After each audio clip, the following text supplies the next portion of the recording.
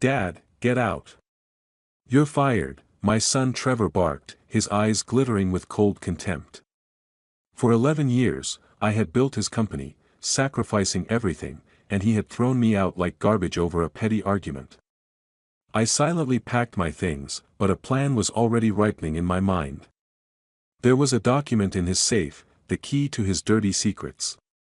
Thursday would be fun. I won't just leave. I will destroy everything he stole from me.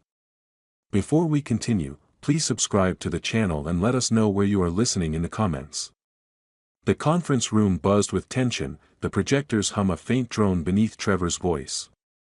You're stuck in the past, Dad, he snapped, his Rolex ticking sharply as he jabbed a finger at me. Papers littered the table, some stamped, confidential.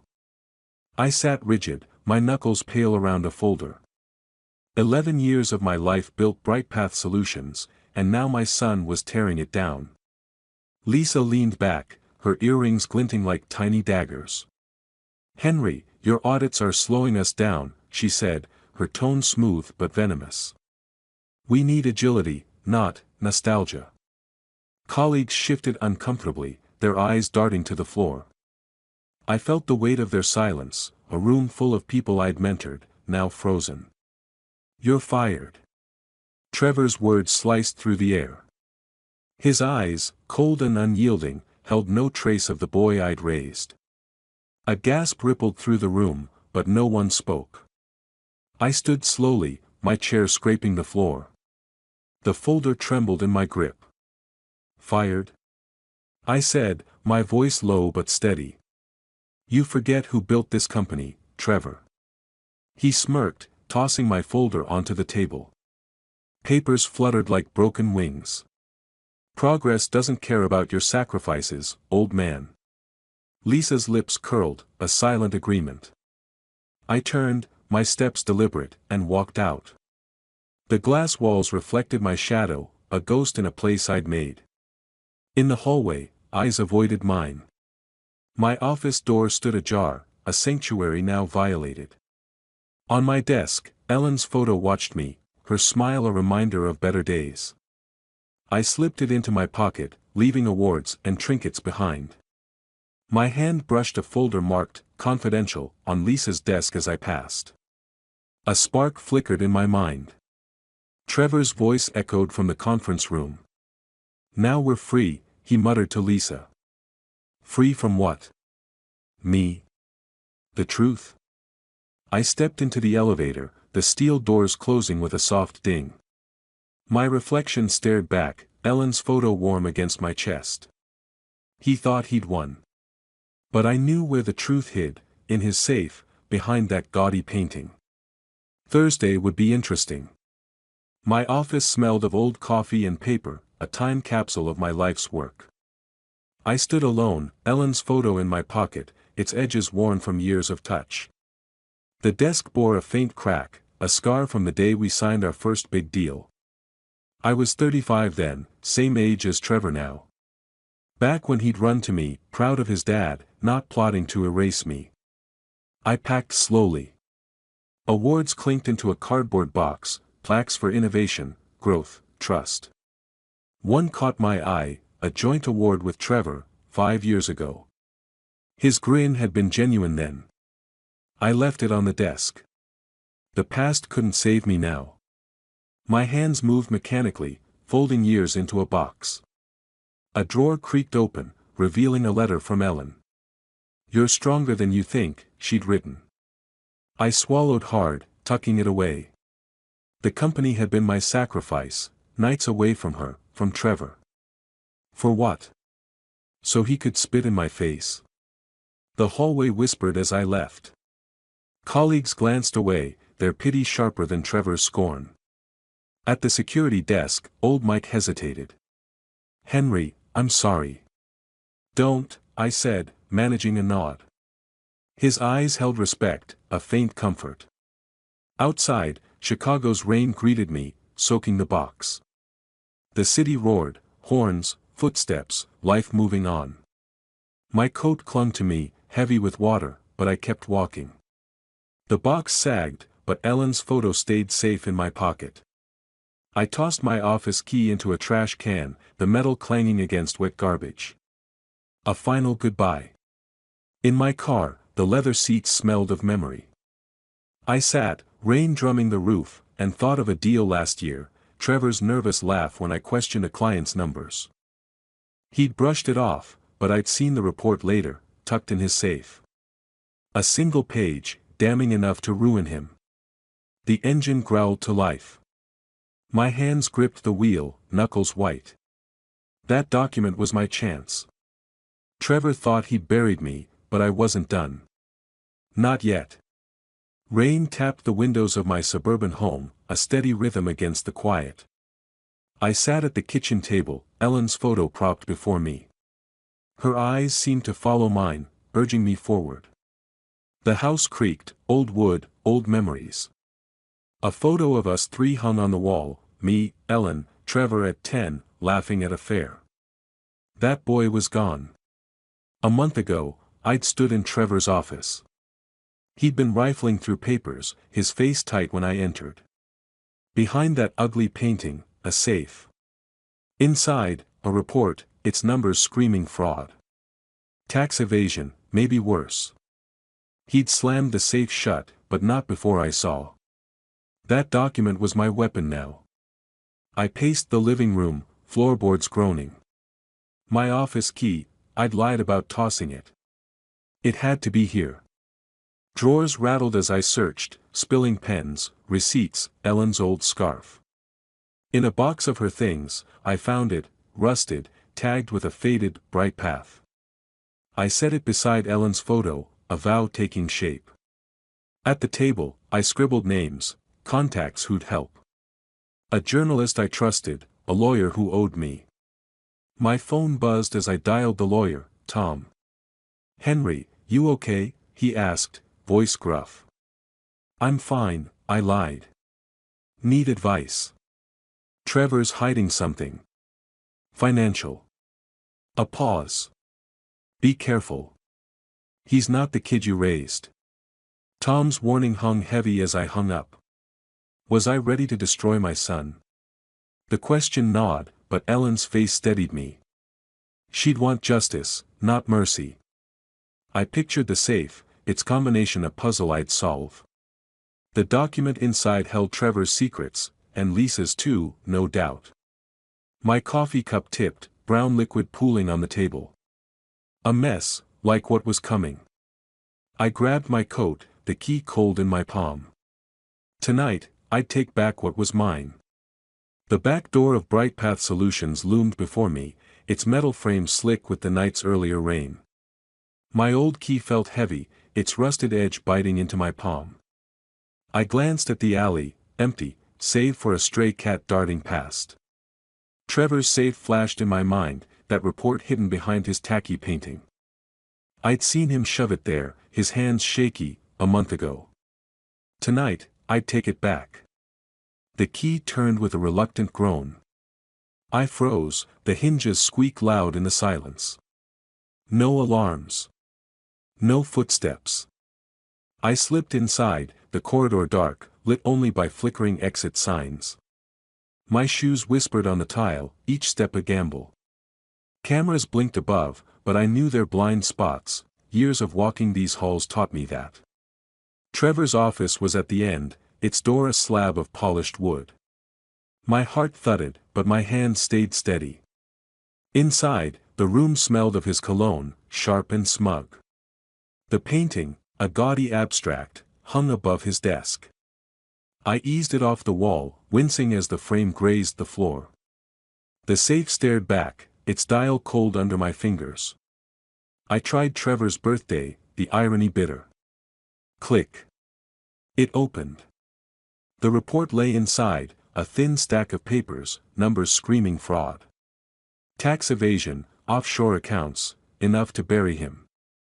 A photo of Trevor and Lisa slipped out, their smiles smug. My jaw tightened. I stuffed the report in my jacket. Then, footsteps. Heavy, deliberate. En garde. I dove under the desk, my knees scraping the carpet. The door creaked open. A flashlight's beam swept the room, grazing the painting now leaning against the wall. "All clear," the guard muttered into his radio. My breath caught, Ellen's photo pressing against my chest. "This is for you," I whispered. The guard left. I waited, counting seconds, then slipped out, the reporter weighed against my ribs. Outside, the air was sharp. I hurried down the alley, but a car's engine purred nearby, its headlights slicing the dark. Too slow to be random. My pulse spiked. I tucked the report deeper and vanished into the night. My kitchen table was a battlefield, the report spread before me like a map to Trevor's ruin. Coffee steamed in a chipped mug, its bitterness grounding me. Ellen's photo sat nearby. Her eyes steady. "Be smarter, not louder," she'd said once. I smiled. That was my plan, cold, precise, devastating. The report's numbers told a story: fake invoices, hidden accounts, Lisa's signature on every page. Trevor was the face, but she was the brain. I traced a line with my finger, anger simmering. 11 years of my sweat, and they'd turned it into a lie. Not anymore. I scanned the pages, making a copy on my old printer, its hum a quiet ally. The original went into my home safe, a squat box hidden in the closet. Ironic, locking their secrets in a safe like Trevor's. My pen scratched a list: journalist, lawyer, proof. No details yet, just steps to keep me moving. I dialed Mark, a reporter I'd known for years. "Got something big," I said, keeping my voice low. "Off the record." "Henry?" His tone was wary. "This about Brightpath?" "Trevor's been dodging me." "You'll see. Check your Dropbox tomorrow." I hung up, my hands steady but my mind racing. Could I trust him? Did I have a choice? The house creaked, its warmth a contrast to the storm in my head. Ellen's photo watched me, her smile a reminder of why I fought. I locked the safe, whispering, "Your move's over, Trevor." My plan was taking shape, each piece a step toward justice. A knock at the door jolted me. 3 sharp raps, too late for neighbors. I hid the copy under a newspaper, grabbed the key from the table. My pulse quickened. I stepped toward the door, the floorboards groaning under my weight. The cafe buzzed with morning chatter, the air thick with coffee and steam. I sat in a corner booth, the report's copy hidden in a plain envelope. Mark slid in across from me, his notebook worn, his eyes sharp. "This better be good, Henry," he said, tapping his pen. I pushed the envelope forward. "Read it." "No names yet." My voice was calm, but my hands twitched. Ellen's photo in my wallet felt like a talisman. Mark skimmed the pages, his brow furrowing. "This is explosive. Brightpath is done if this leaks. Will you dig?" I asked, leaning back. He nodded. "Give me a week." I stood, leaving the envelope. Outside, Chicago's streets thrummed, horns, footsteps, life. For the first time in days, I felt alive. Trevor's laugh echoed in my memory, mocking me as he fired me. Not anymore. Miles away, Trevor's office was chaos. Papers littered his glass desk, a cracked phone screen glinting under the light. Lisa paced, her heels clicking. "Someone talked," she hissed, clutching her phone. "My contact says a reporter's sniffing around." Trevor slammed a fist on the desk, a glass tumbling to the floor. "You said the report was secure." His voice cracked, panic seeping through. "I did my part," Lisa snapped, her eyes narrowing. "Maybe your old man wasn't as clueless as you thought." She swept the glass shards into a bin, her movements sharp. Trevor froze, his face pale. I drove home, unaware of their panic, checking my phone for Mark's confirmation. The city blurred past, its energy fueling me. I'd struck first, and it felt good. But my phone buzzed, a text from an unknown number: "You made a mistake." My grip tightened, the screen's glow harsh in the dim car. The cafe hummed with morning noise, clinking cups, the hiss of the espresso machine. I sat in a shadowed corner, a plain envelope in my hands, its weight more than paper. Ed Marshall, the journalist, slid into the booth, his coat damp from Chicago's drizzle. "This better be worth my time, Henry," he said, his voice low, eyes scanning me. I slid the envelope across the sticky table. No names. Just read. My tone was even, but my fingers brushed Ellen's photo in my wallet for luck. Ed opened it, skimming the report's damning numbers. His pen stopped tapping. "Bright Path is cooked if this is real," he muttered. "Who's your source?" "You don't need that yet," I said, leaning back. "Dig. You'll find more." He nodded, tucking the envelope away. I left, the cafe's warmth fading as I stepped into the city's pulse. Horns blared, pedestrians rushed. For the first time since Trevor's betrayal, I felt the scales tip my way. His sneer, calling me a relic, burned in my memory. Not today. In Trevor's office, chaos reigned. Lisa stood by the window. Her phone pressed to her ear. "A reporter's got something," she snapped, her bracelet glinting as she turned. "Numbers. Our numbers." Trevor paced, papers scattering across his desk. A coffee mug teetered, unheeded. "You swore that safe was secure," he shouted, his voice cracking. Lisa's eyes narrowed, cold as the glass walls around them. "Don't pin this on me. Your father was poking around, wasn't he?" Trevor froze, his face paling. He yanked open the safe, finding only dust where the report had been.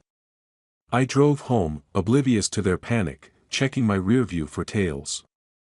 The city's rhythm fueled me, my first strike had landed. Ellen's photo, tucked close, felt like her nod of approval. My phone buzzed, a text from an unknown number: "You're playing a dangerous game." My hands tightened on the wheel, the road ahead blurring. Trevor's office reeked of desperation, the air heavy with his cologne and Lisa's perfume. The safe gaped open, empty. "It's gone," Trevor whispered, his hands trembling as he slammed the door shut. Lisa leaned against the desk, her nails tapping a sharp rhythm. "We need to find who did this. Now." She dialed a number, her voice icy. "Vaughn, it's me. Someone stole from us. I want names." The private detective on the line grunted agreement. "Start with Henry Collins," Lisa added, glancing at Trevor. "He's not as broken as you think." Trevor's jaw clenched, a vein pulsing at his temple.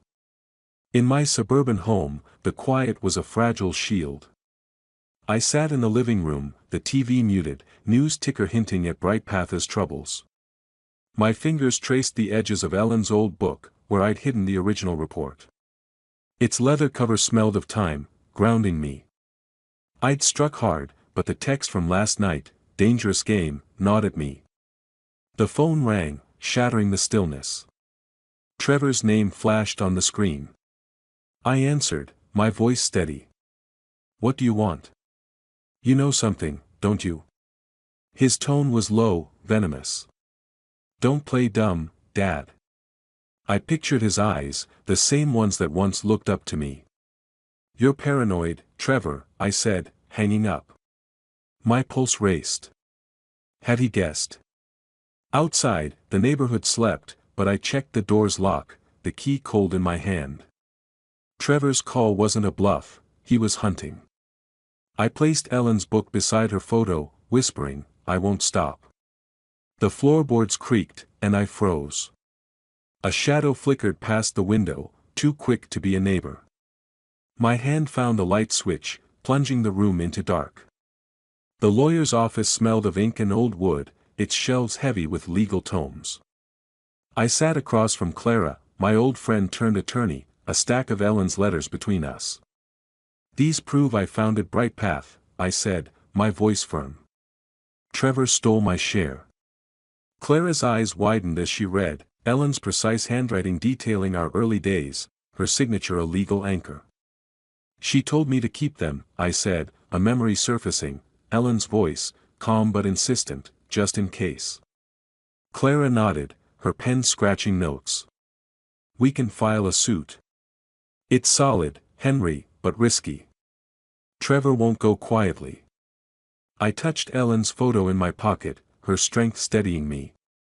Risk was worth it. In the courthouse, the air was thick with murmurs and the squeak of chairs. I stood, suit crisp, as Clara presented our case. Trevor sat across the room, his face a mask of fury. Lisa whispered to him, her eyes darting to me. The judge's gavel fell, demanding proof. Mr. Collins, he said to Trevor, your response. He's lying. Trevor spat, his voice echoing. The room stilled. Clara held up Ellen's letters, their weight silencing him. Lisa's hand gripped his arm, her whisper sharp, we're done. I watched, my heart steady but heavy. This was justice, but it hurt. The hearing ended, reporters buzzing like flies. In the corridor, Trevor cornered me, his breath hot. You'll regret this, he hissed, eyes blazing. I met his gaze, unflinching. You started this, son. I walked away, the echo of my steps drowned by footsteps behind me, too close, too deliberate. My hand tightened on my car keys, the metal biting my palm. The park was quiet, its paths strewn with damp autumn leaves that crunched under my boots. I sat on a weathered bench, the cold wood seeping through my coat. Trevor had called, insisting we meet here, his voice tight with something I hadn't heard before, fear. Ellen's photo rested in my pocket, her presence steadying me. A memory flickered, Trevor at 6, clutching my hand, promising he'd never let me down. They arrived together, Trevor's face drawn, Lisa's eyes sharp but unsteady. He sat across from me, his hands twisting the cuff of his expensive shirt. Dad, he started, his voice low, stop this. The lawsuit, the investigation, call it off. Lisa leaned forward, her bracelet glinting in the gray light. We'll cut you in. Money, shares, whatever you want. I stared at him, my son, now a stranger. You think I'd sell my dignity? My words were calm, but they cut. Trevor flinched, his jaw tight. I made mistakes, he said, softer now, but we're family. Remember when we built that model plane? You and me. Lisa's lips curled. Don't be stubborn, Henry. Push this further, and it'll get messy. Her threat hung in the air, but her voice cracked, betraying her. I stood, my shadow long across the grass. You stole my life, Trevor. Now you pay. I walked away, their pleas fading behind me. At home, the house wrapped me in its familiar creak and warmth. Ellen's letters lay on the kitchen table, their ink a map of my fight. I traced her handwriting, each word a vow. The lawsuit was tomorrow, my final strike. Trevor's begging echoed, but I pushed it down. He wasn't my boy anymore. My phone buzzed, a text from my lawyer, court tomorrow. Be ready. I set the letters aside, my fingers brushing the key on the table. A noise outside, low, like footsteps on gravel, made me pause. I stepped to the window, the curtain heavy in my hand. The courtroom buzzed, a hive of whispers and shifting chairs. I sat in the front row, Ellen's letters in my briefcase, their weight anchoring me. The judge's voice cut through the noise, steady and final. Bright Path Solutions is restored to Henry Collins. Trevor Collins and Lisa Wilson are found guilty of fraud. The gavel fell, sharp as a blade. Trevor's face drained of color, his tie askew. Lisa gripped her purse, her knuckles white, her eyes darting to the exit. Reporters scribbled furiously, their cameras flashing. The news had broken, Ed's investigation, fueled by my report, laid their schemes bare. Ellen's words echoed in my mind, truth always wins. She was right. Handcuffs clicked as officers approached. Trevor's shout, this is a lie. bounced off the marble walls, but it was hollow. Lisa's head bowed, her defiance crumbling. I watched, my heart steady but heavy. Justice, not joy, filled me. An old colleague in the crowd met my eyes, her nod a quiet salute. Outside, Chicago's streets were cold, the wind carrying the scent of wet asphalt. Reporters swarmed, their questions a blur. I pushed past, my coat flapping, and reached my car. The radio hummed with news. Brightpath was bankrupt, its glass tower now a husk. I exhaled, the weight of years lifting, but not gone. I glanced at Ellen's photo, tucked in my wallet. Almost done, I whispered. Her smile held me together. My phone rang, the screen glowing with an unknown number. I hesitated, my thumb hovering over the answer button, the city's pulse loud around me. The cemetery was still, its air heavy with the scent of earth and fading flowers. I stood before Ellen's grave, her photo in my hand, its edges soft from years of touch. The stone was cool under my fingers as I spoke. It's over, love. The company's mine again. Trevor and Lisa, they're done. A breeze stirred the leaves, her answer in the silence. I'd chosen justice, not forgiveness, just as she'd taught me to stand tall. A memory surfaced, Ellen laughing as we danced in our old kitchen, her voice promising we'd face anything together. I'd kept that promise. The lawsuit, the report, her letters, they'd brought truth to light. I knelt, planting a small flower by her stone, its roots a new beginning. At home, the house welcomed me with its familiar creak. Ellen's letters rested on the table, their work done. I wouldn't rebuild Brightpath. Its assets would go to charity, schools, shelters. Places that mattered. My lawyer called, confirming the transfer. You're free, Henry, he said. I smiled, sinking into my armchair, its leather warm. The fight had changed me, but peace settled now, soft as evening light. I placed Ellen's photo on the mantel, her eyes bright. My phone buzzed, a letter in the mail from an old friend, offering a new project. I left it unopened, the envelope catching the sunset's glow.